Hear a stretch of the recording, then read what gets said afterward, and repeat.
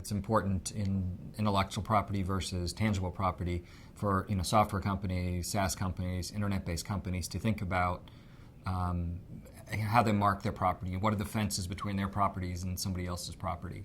And so one of the ways you do that is you mark your property and say it's our company, confidential information, internal use, or it's trade secret.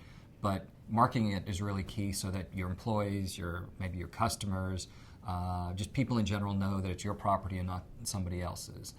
And in the old days, people had fences, so you knew where the property lines are. And the problem is, in the intangible world, people sometimes don't know where the fences are. So these simple markings actually can make a really big deal later when there's confusion about which side of the fence you're on. So it's a really simple way a company can implement some processes to start protecting their intellectual property, and it could be anything.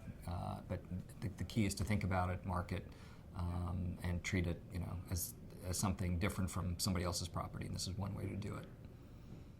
I think a good example of the benefits of marking, there was actually a recent case where someone was stealing somebody else's property, and they ended up catching them in customs. And the key was they had marked the property as trade secret, so the government actually knew it was somebody else's property, and that they could identify whose property it was, and then it easily came up, well, what are you doing with this, and should you be taking it? So the basics of marking your intellectual property and your documentation, et cetera, is really when it leaves the company. That's when you get the benefit, when there's a problem, so people know. Because if you don't have the marking, then the whole confusing issue may arise of, whose property is it? So it's a really simple, real-world example.